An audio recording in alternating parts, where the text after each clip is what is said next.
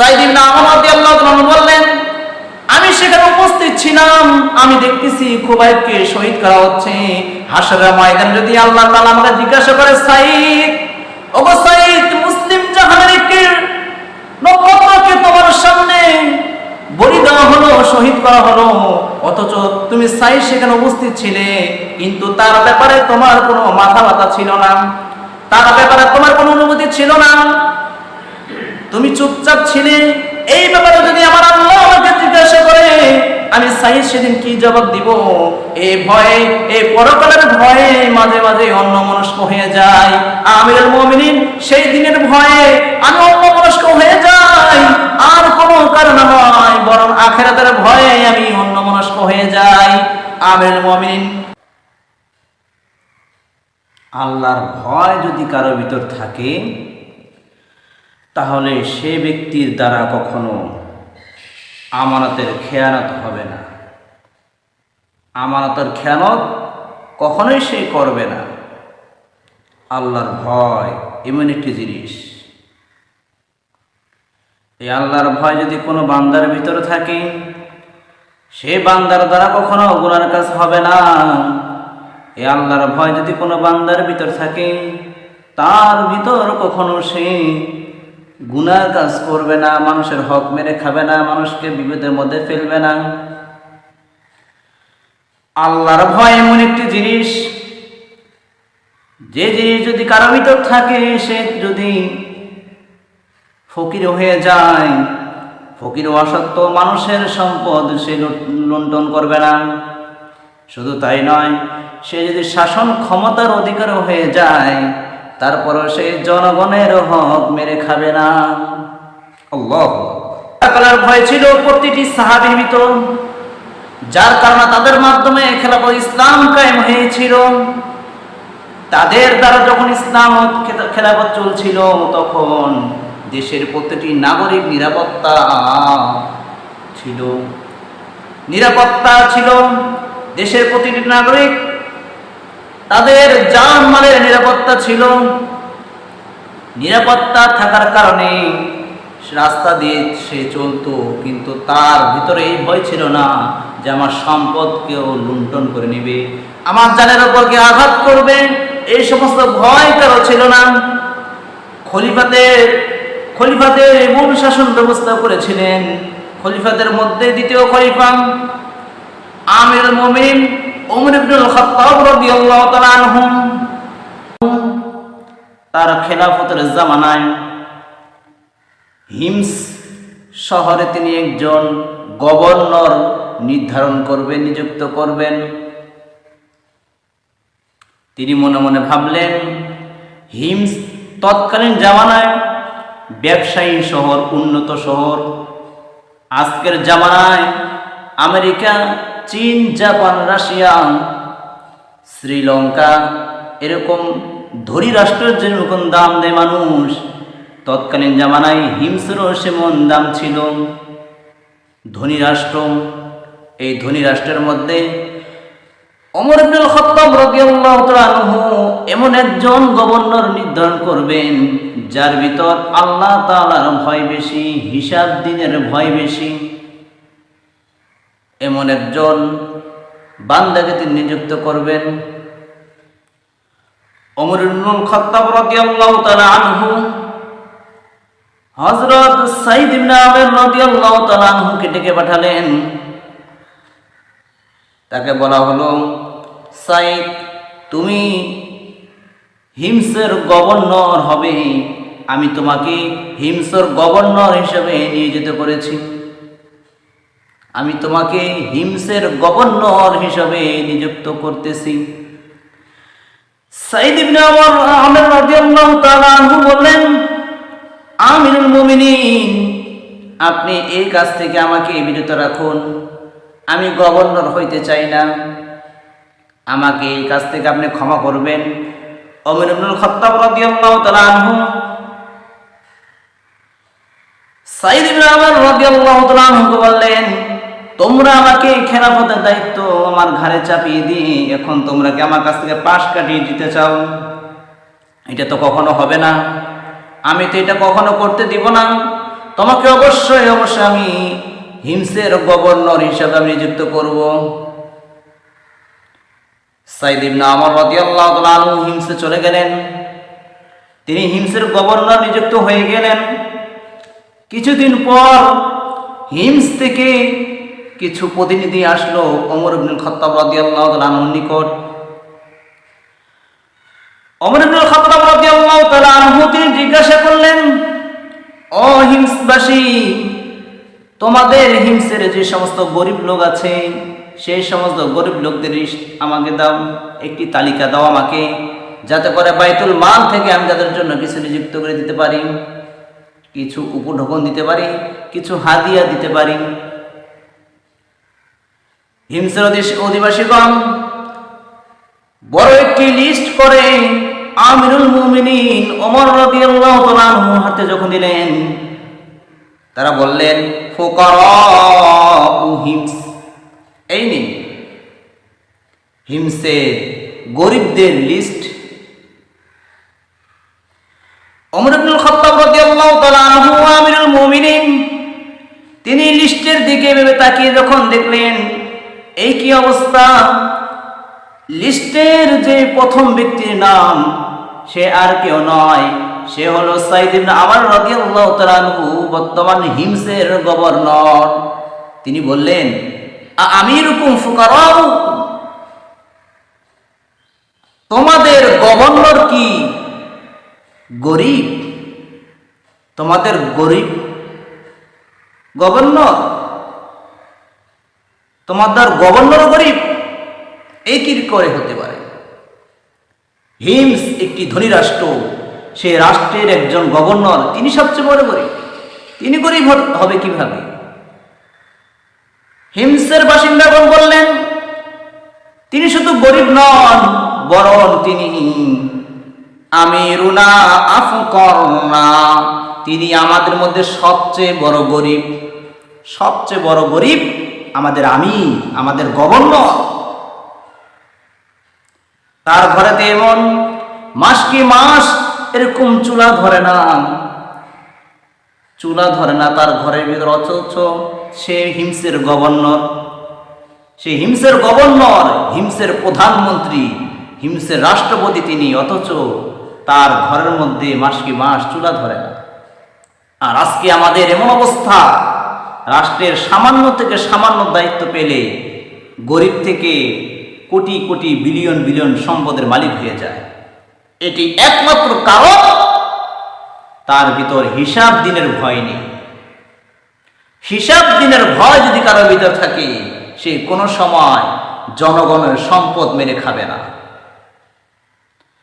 ওমর রাদিয়াল্লাহু তাআলা আনহু যখন দেখলেন এই অবস্থা, তার চোখের মধ্যে আর পানি ধরে রাখতে পারলেন না, তিনি চোখ দিয়ে পানি ছেড়ে দিলেন, এমন পানি বের করলেন তার চোখের পানি দ্বারা তার দাড়ি মোবারক ভিজে গেল। তিনি কান্নায় পড়ে গেলেন। তিনি মনে মনে আল্লাহ তাআলার শুকরিয়া আদায় করলেন, মাবুদ, আপনি আমাকে তৌফিক দান করেছেন, এমন এক আল্লাহ ভীরু মানুষকে আমি হিমসের গভর্নর হিসেবে নিযুক্ত করেছি, প্রতিনিধি হিসেবে নিযুক্ত করেছি, আমার স্থলাভিষিক্ত বানিয়েছি হিমসের মধ্যে এমন একজনকে যার ভিতর আল্লাহর ভয় সবচেয়ে বেশি, আল্লাহর ভয় বেশি তার ভিতর। অথচ আজকে দেখা যায় আমাদের মধ্যে যদি প্রতিনিধি বানানো হয়, সরকারের প্রতিনিধি কি হবে?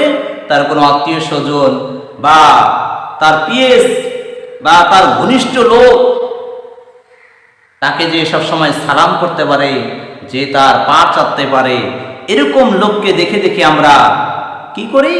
আমাদের স্থলাভিষিক্ত করি, যাতে করে আমার হুকুমে সে চলতে পারে। অথচ খেলাফতে ইসলামের এরকম নিয়ম নেই। খেলাফতে ইসলামের নিয়মটি এই, যার ভিতর আল্লাহ ভীরতা বেশি তাকেই খেলাফতে রাষ্ট্রীয় ক্ষমতা দেওয়া হয়, যাতে করে রাষ্ট্রের প্রতিটি কাজ সে আল্লাহ আল্লাহ রাসূলের জন্য করতে পারে। কোনো খারাপ কাজ করতে গেলে যেন তার বুকে কম্পন সৃষ্টি হয়ে যায়। আমিরুল মুমিনিন ওমর রাদিয়াল্লাহু তাআলা আনহু বাইতুল মাল থেকে 1000 স্বর্ণ মুদ্রা তার জন্য প্যাকেট করে হাদিয়া স্বরূপ পাঠিয়ে দিলেন। বলে দিলেন তাদের নিকট, তোমরা যাও আমার সাইদকে আমার পক্ষ থেকে হাদিয়া উপঢৌকনটি পৌঁছে দাও। 1000 স্বর্ণ মুদ্রা আজকাল জামানায় কোটি কোটি বিলিয়ন সম্পদের সমান স্বর্ণ মুদ্রা। দুধ যখন সেই স্বর্ণ মুদ্রা নিয়ে চলে গেল আমের সাইদ ইবনে আমর রাদিয়াল্লাহু তাআলা আনহুর নিকট, সাইদ ইবনে আমর রাদিয়াল্লাহু তাআলা আনহু যখন সেই বাক্সটি খুলে হাদিয়ার উপঢৌকনটি খুলে যখন দেখলেন তার মধ্যে 1000 স্বর্ণ মুদ্রা আছে। 1000 স্বর্ণ মুদ্রা দেখে তিনি চিৎকার করে বললেন, ইন্না লিল্লাহি ওয়া ইন্না ইলাইহি রাজিউন। ঘর থেকে বিবি দৌড়ে এসে জিজ্ঞাসা করলো, ওগো স্বামী, এত জোরে চিৎকার করে ইন্না লিল্লাহ পড়ার কারণ কি জানতে পারি? মদিনার আমিরুল মুমিনিন ওমর ইবনুল খাত্তাব তিনি কি ইন্তেকাল করেছেন।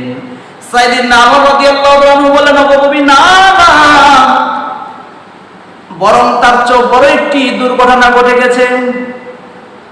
স্ত্রী হয়তো ভাবলেন মুসলিমদের কোন একটি বড় সৈন্য মনে হয় কাফেরদের হাতে পরাজিত হয়েছে, এই জন্য তিনি এত জোরে চিৎকার করলেন।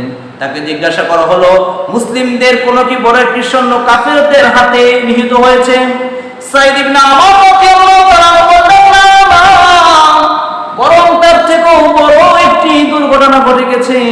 তিনি মনে মনে, স্ত্রী মনে মনে ভাবলেন হয়তো মদিনার থেকে আমিরুল মুমিনের পক্ষ থেকে এমন কোন রাষ্ট্রদূত এসেছে যে আমার স্বামীর বরদান নেওয়ার জন্য পাঠিয়েছে।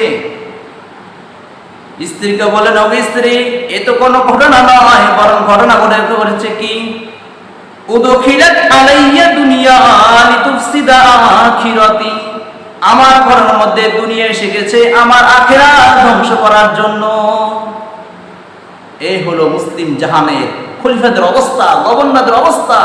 স্বর্ণ মুদ্রা পাওয়ার পর, হাদিয়া পাওয়ার পর তাদের অবস্থা কেমন হয়েছে? তারা বলতেছে যে আমার ঘরের মধ্যে দুনিয়া এসে গেছে আমার আখিরাত ধ্বংস করার জন্য। স্ত্রীকে ডেকে বললেন, ও স্ত্রী, আমি তোমাকে যদি 1000 স্বর্ণ মুদ্রা দেই, তুমি তা কি করবে? তুমি কি হিমসের গরিবদের মধ্যে বিলি করতে পারবে? স্ত্রী বলল, যা হুকুম তাই। স্ত্রীর সঙ্গে সঙ্গে 1000 স্বর্ণ মুদ্রা নিয়ে হিমসের গরিবদের মাঝে বিলি করে দিলেন। দুধ যখন সাইদ ইবনে আমর রাদিয়াল্লাহু তাআলা আনহু ঘটনা দেখলেন, ফিরে গিয়ে আমিরুল মুমিনিন ওমর ইবনুল খাত্তাব রাদিয়াল্লাহু তাআলা আনহু নিকট যখন এই ঘটনা পেশ করলেন, ওমর ইবনুল খাত্তাব রাদিয়াল্লাহু তাআলা আনহু বড় খুশি হয়ে গেলেন। তিনি বললেন, তোমরা তাড়াতাড়ি কাফেলা রেডি করো, আমি আমার সাইদকে দেখতে যাব, তার সাথে সাক্ষাৎ করতে যাব। কাফেলা রেডি হয়ে গেল, হিমসের উদ্দেশ্যে তিনি রওনা হয়ে গেলেন। হিমসের উদ্দেশ্যে তিনি রওনা হয়ে গেলেন।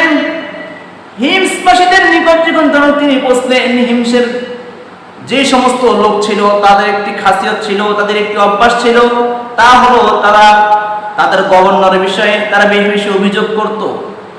যদিও লোকটা খুব ভালো, আছে না কিছু লোক মসজিদের ইমামদের পিছনে লাগে থাকে, মাদ্রাসার হুজুরদের পিছনে লাগে থাকে, যদিও তারা অনেক ভালো কাজ করে, তারপরও তাদের গীবত শিকায়েত করতেই থাকে। তাদের ভালো কাজ তাদের ভালো লাগে না। তাদের যদি শত শত ভালো কাজ করে নিজের জানকে বিলি করে দেয়, তারপরেও তাদের মধ্যে খটকা লেগে থাকে, কাজটি ভালো হলো না, আরো যদি ভালো হতো, আরো যদি ভালো হতো। এরকম কিছু লোক সমাজের মধ্যে থেকেই যায়। কিয়ামত পর্যন্ত থাকবে, হুজুরদের পিছে লাগার জন্য কিছু লোক থাকে। সাইদ ইবনে আমর রাদিয়াল্লাহু তাআলা আনহু হিমসের গভর্নর। সেই সময় জনগণ আসলো আমিরুল মুমিনের নিকট সৌজন্য সাক্ষাৎ করার পর জনগণকে নিয়ে এবং সাইদ ইবনে আমর রাদিয়াল্লাহু তাআলা আনহুকে নিয়ে তিনি বসলেন। বললেন, তোমাদের যে গভর্নর সাইদ ইবনে আমর রাদিয়াল্লাহু তাআলা আনহু, তার ব্যাপারে কি তোমাদের কোনো অভিযোগ আছে? কোনো অভিযোগ আছে কি তার ব্যাপারে? কেউ দাঁড়াচ্ছে না। ওমর রাদিয়াল্লাহু তাআলা আনহু নিকট দাঁড়াবে গভর্নরের রিপোর্ট নিয়ে, অভিযোগ নিয়ে? কিন্তু খেলাফতের অবস্থা এমন, সে রাষ্ট্রনায়ক হোক আর যাই হোক না কেন, তার ব্যাপারে অভিযোগ করতে কোনো জনসাধারণ কারো বুক কাঁপে না, কারো ভিতর কোনো ভয় ভীতি নেই, বরং নির্দ্বিধায় সে বাদশার অভিযোগ বাদশার কাছে পেশ করতে পারে, কোনো ভয় নাই। কারণ শাসন ব্যবস্থা চলতেছে, আল্লাহ তাআলা যেভাবে আইন কানুন দিয়েছেন সে আইন কারণ কোরআনের বিধান সেই সময় জারি আছে। একজন দাঁড়িয়ে গেল, সে দাঁড়িয়ে বলল, আমিরুল মুমিনিন, আমার একটি অভিযোগ আছে।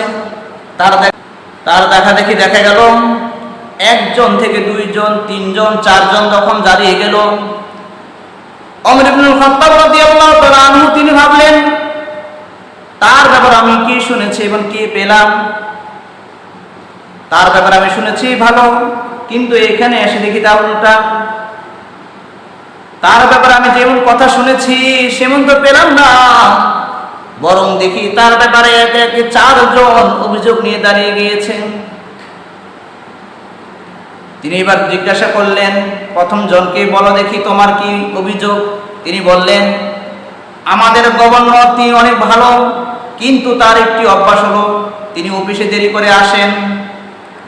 অফিসের মধ্যে আসে সরকারি কর্মকর্তা।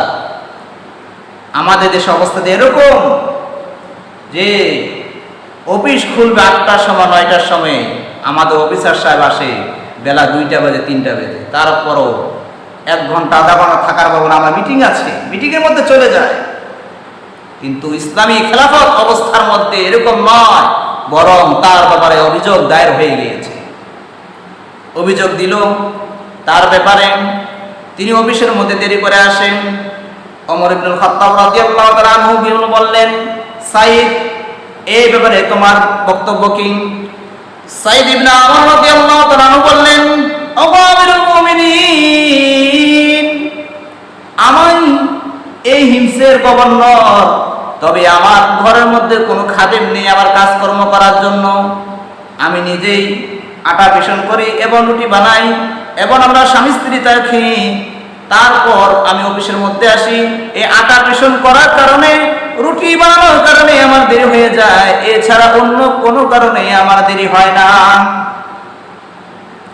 ওমর রাদিয়াল্লাহু তাআলা আনহু দ্বিতীয় জনকে জিজ্ঞাসা করলেন, তোমার কি অভিযোগ? দ্বিতীয় জনের অভিযোগ তো মারাত্মক। তিনি বললেন, আমাদের আমির তো এরকম যে আমিরকে দিনে আমরা পাই, কিন্তু রাতে তার কোনো খোঁজ খবর থাকে না। খলিফাতুল মুসলিমিন ওমর রাদিয়াল্লাহু তাআলা আনহু এর একটি আমল ছিল, তিনি দিনের বেলায় মানুষের কথা শুনতেন এবং রাত্রি বেলায় মানুষের দ্বারে দ্বারে গিয়ে মানুষের গোপন কথাগুলো শুনতেন, যাতে করে তিনি মানুষের অন্তরের খবরগুলো নিতে পারেন। কিন্তু যখন অভিযোগ দায়ের হয়ে গেল আমাদের হিমসের গভর্নর সাইদ ইবনে আমর রাদিয়াল্লাহু তাআলা আনহুর, দিনের বেলায় মানুষ তাকে পায়, কিন্তু রাতের বেলায় মানুষ তাকে পায় না। ওমর ইবনুল খাত্তাব রাদিয়াল্লাহু তাআলা আনহু সাইদ ইবনে আমর রাদিয়াল্লাহু তাআলা আনহু বললেন, সাইদ, এই ব্যাপারে তোমার বক্তব্য কি? সাইদ ইবনে আমর রাদিয়াল্লাহু তাআলা আনহু কত সুন্দর জবাব দিয়েছে শুনুন। প্রত্যেকটি মুসলমানের জন্য একটি শিক্ষণীয় বিষয়, প্রতিটি মুসলমানের জন্য এটি একটি সবক। প্রত্যেকটি মুসলমানের জন্য যদি একটি আমল হয়ে যায়, তাহলে এমন অবস্থা হবে মৃত্যুর সময় তার ওরকম ভয় লাগবে না। কারণ হচ্ছে তার ভিতরে পরকালের ভয় থাকবে, আখিরাতের ভয় থাকবে। এই আখিরাতের পরকালের ভয় যার ভিতরে আছে তার জবাবটি এরকম হয়ে যায়। সাইদ ইবনে আমর রাদিয়াল্লাহু তাআলা আনহু বললেন, তার জবাবটি ছিল এরকম, কসামতু হায়াতি বাইনা রাব্বি ওয়া বাইনা ইবাদি, আমি আমার জানের কসম দিয়ে বলি আমিরুল মুমিনিন, আমি দিনের একটি অংশ আপনার এই জনগণের পিছনে আমি ব্যয় করি, আর রাত্রির অংশটুকু আমি আমার মনিবের জন্য, মালিকের জন্য, মহান রব্বুল আলামিনের জন্য রেখে দিয়েছি। দিনের বেলা আমি জনগণের সেবা করি এবং রাত্রি বেলা আমার মালিককে আমি সময় দেই, মালিকের ইবাদত করি। ওমর ইবনুল খাত্তাব রাদিয়াল্লাহু তাআলা আনহু খুব খুশি হয়ে গেলেন। তৃতীয় ব্যক্তিকে জিজ্ঞাসা করা হলো, তোমার কি অভিযোগ? তোমার কি অভিযোগ আছে বলো। তিনি বললেন, আমাদের এই গভর্নর সাইদ ইবনে আমর রাদিয়াল্লাহু তাআলা আনহু তিনি মাসে একদিন অনুপস্থিত থাকেন। কি মারাত্মক একটি অভিযোগ! আর আমাদের দেশে অবস্থা এরকম, মাসের কি মাস, বছর কি বছর অনুপস্থিত, শুধু সাইনের মাধ্যমে সে উপস্থিত দেখায়, বাকি সরাসরি সে উপস্থিত হয় না। তারপরও মাসে 2 দিন ছুটি, প্রতি উৎসবের মধ্যে ছুটি, সরকারি ছুটি, কত ছুটি, তারপরে মাঝে মাঝে অ্যাবসেন্ট পাওয়া যায়। অথচ খেলাফতের জামানায় একদিন আসে নাই, এটাও জনগণের পক্ষ থেকে অভিযোগ তুলে ধরা হয়েছে। কেন আমাদের রাষ্ট্রনায়ক একদিন অফিসে আসলো না, এই ব্যাপারে জবাব চাই। সাইদ ইবনে ওমর রাদিয়াল্লাহু আনহুকে জিজ্ঞাসা করা হলো, এই ব্যাপারে তোমার বক্তব্য কি? সাইদ ইবনে ওমর রাদিয়াল্লাহু আনহু বলেন, দেখেন তার জবাবটি কেমন। তিনি বলতেছেন, আমিরুল মুমিনিন, আমার গায়ে যে জামাটি দেখতেছেন একটি মাত্র জামা, আমার দ্বিতীয় কোনো জামা নেই। একটি জামা আমি মাসে একবার ধৌত করি, ধৌত করার পর রৌদ্রে শুকাই, রৌদ্রে শুকানোর পর তা পরিধান করে আমি জনগণের সামনে উপস্থিত হই। এই কারণে আমি মাসে একদিন দেরি করি। ওমর ইবনুল খাত্তাব রাদিয়াল্লাহু তাআলা আনহু দেখলেন সাইদের যে অবস্থা, আর আমাদের কি অবস্থা। আমাদের তো এরকম দেখা যায়, রাষ্ট্রের ক্ষমতা পেলে আমরা দোকানকে দোকান কাপড় আমরা কিনে থাকি, প্রতি মাসে 2টি 3টি 4টি করে জুতা লাগে, কাপড় চোপড় লাগে, নিজের লাগে, বিবি বাচ্চার তো আছে, আত্মীয় স্বজনের, এমন কাপড় দিয়ে ঢিপ করে রেখেছি আমরা যে কয়েকটি দোকান দেওয়া যাবে কাপড়। তার সাধারণ মানুষের এই অবস্থা। আর যারা রাষ্ট্রনায়ক, ক্ষমতা অধিকারী লোক, যারা দেশের মানুষের সম্পদ লুটে খায়, তাদের অবস্থা তারও বিশাল। ওমর ইবনুল খাত্তাব রাদিয়াল্লাহু তাআলা আনহু দেখলেন সাইদের অবস্থা, তিনি অনেক খুশি হয়ে গেলেন। চতুর্থ জনের যে অভিযোগ ছিল, সেই অভিযোগটা ছিল অনেক মারাত্মক। অভিযোগটা অনেক মারাত্মক ছিল। অভিযোগটা কি? তিনি বললেন, আমাদের গভর্নর যখন অফিসের মধ্যে থাকে, তিনি অন্যমনস্ক হয়ে থাকেন। তিনি বলেন, এটাতে মারাত্মক কি সমস্যা? বলে, সাইদ, এই ব্যাপারে তোমার বক্তব্য কি? সাইদ ইবনে ওমর রাদিয়াল্লাহু আনহু বললেন, ও আমিরুল মুমিনিন, আমি অন্য কোনো কাজে অন্যমনস্ক হই না, বরং আখিরাতের ভয়ে আমি অন্যমনস্ক হয়ে যাই। আখিরাতের ভয়টা কি? তিনি বলেন, আমি যখন অমুসলিম ছিলাম, আমার সামনে খুবাইব রাদিয়াল্লাহু তাআলা আনহুকে শুলিতে যখন চড়ানো হলো, তখন তাকে বলা হলো, ওগো খুবাইব, তোমার স্থানে যদি মুহাম্মদ সাল্লাল্লাহু আলাইহি ওয়াসাল্লামকে শুলিতে চড়া হয়, তুমি কি এ ব্যাপারে খুশি হবে? যদি খুশি হয়ে যাও, তাহলে আমরা তোমাকে ছেড়ে দিব। খুবাইব রাদিয়াল্লাহু তাআলা আনহু ওই সময় জানতেন মুসলিম জাহানের নবী মুহাম্মদ সাল্লাল্লাহু আলাইহি ওয়াসাল্লাম যে সময় মদিনার মধ্যে অবস্থান করতেছেন, তার যে প্রাণপ্রিয় সাহাবারা আছেন, জান বিসর্জনকারী সাহাবীরা আছেন, তাকে যদি হত্যা তো দূরে থাক, যদি তাকে কোনো অপমান করাও যদি ওখানে চিন্তা ভাবনা করে যাওয়া হয়, তাহলে সমস্ত সাহাবা একরাম নিজের জান দিয়ে হলো তার মান ইজ্জত রক্ষা করবেন, তাকে হত্যা করে তো দূরে থাক। তারপরও খুবাইব রাদিয়াল্লাহু তাআলা আনহু জবাবটা ছিল এরকম, ও গো মুশরিক কাফেরগণ, শুনে রাখো, আমি খুবাইবের জীবনের বিনিময়ে যদি বলা হয় যে রাসূলুল্লাহ সাল্লাল্লাহু আলাইহি ওয়াসাল্লাম গায়ে একটি কাটা ফোটানো হবে, আমি খুবাইব তাও সহ্য করব না। আমি খুবাইব তাও সহ্য করব না, বরং আমার জানের বিনিময়ে নবী মুহাম্মদ সাল্লাল্লাহু আলাইহি ওয়াসাল্লাম বেঁচে থাকা, আমি এর থেকে বড় খুশি। আমি বড় খুশি হব এই কারণে, আমি খুবাইবের বিনিময়ে যদি আমার নবী দুনিয়ার মধ্যে বেঁচে থাকে, এটি আমার আনন্দের বিষয়। সাইদ ইবনে ওমর রাদিয়াল্লাহু তাআলা বললেন, আমি সেখানে উপস্থিত ছিলাম, আমি দেখতেছি খুবাইবকে শহীদ করা হচ্ছে। হাশরের ময়দানে যদি আল্লাহ তাআলা আমাকে জিজ্ঞাসা করে, সাইদ, ওগো সাইদ, মুসলিম জাহানের একটি নক্ষত্রকে তোমার সামনে বলি দেওয়া হলো, শহীদ করা হলো, অথচ তুমি সাইদ সেখানে উপস্থিত ছিলে, কিন্তু তার ব্যাপারে তোমার কোনো মাথা ব্যথা ছিল না, তার ব্যাপারে তোমার কোনো অনুভূতি ছিল না, তুমি চুপচাপ ছিলে। এই ব্যাপারে যদি আমার আল্লাহ আমাকে জিজ্ঞাসা করে, আমি সাইদ সেদিন কি জবাব দিব? এই ভয়ে, এই পরকালের ভয়ে মাঝে মাঝে অন্যমনস্ক হয়ে যায়। আমিরুল মুমিনিন, সেই দিনের ভয়ে আমি অন্যমনস্ক হয়ে যাই, আর কোনো কারণ নয়, বরং আখিরাতের ভয়ে আমি অন্যমনস্ক হয়ে যাই। আমিরুল মুমিনিন ওমর রাদিয়াল্লাহু আনহু তার উত্তরগুলো শুনে মনে বড় শান্তি পেলেন এবং আল্লাহ তাআলার দরবারে লাখো কোটি শুকরিয়া আদায় করলেন যে আমি যোগ্য ব্যক্তিকে হিমসের গভর্নর হিসেবে নিয়োজিত করতে পেরেছি। মুসলমান, শুনে রাখো, এই আল্লাহর ভয়, আখিরাতের ভয় এমন একটি জিনিস, এই ভয় যার ভিতর থাকবে, সে শুধু রাষ্ট্রনায়ক কেন, যে কোনো স্থানে থাক না কেন, এই পরকালের ভয়, হিসাব দিনের ভয় যার ভিতর থাকবে, তার দ্বারা কোনো সময় আমানতের খেয়ানত হবে না, তার দ্বারা কোনো সময় মানুষের যে আমানত আছে, জান মাল, কখনোই তার দ্বারা হক নষ্ট হবে না, সবকিছু তার কাছে নিরাপত্তার সহিত থাকবে। চাই সে মসজিদের মধ্যে দায়িত্ব থাকুক না কেন, মসজিদের সভাপতি হোক আর যাই হোক, তার দ্বারা কোনো সময় কোনো মুসল্লি, কোনো ইমাম, কোনো মুয়াজ্জিন, কোন খতিব সাহেব তার দ্বারা কষ্ট পাবে না, কারণ তার ভিতরে পরকালের হিসাবের ভয় আছে। হিসাবের ভয় যার ভিতরে থাকে তার দ্বারা কোনো সময় গুনার কাজ হয় না। আল্লাহ তাআলা আমাদের সকলের দিনের ভিতর সেই দিনের ভয়, আখিরাতের ভয়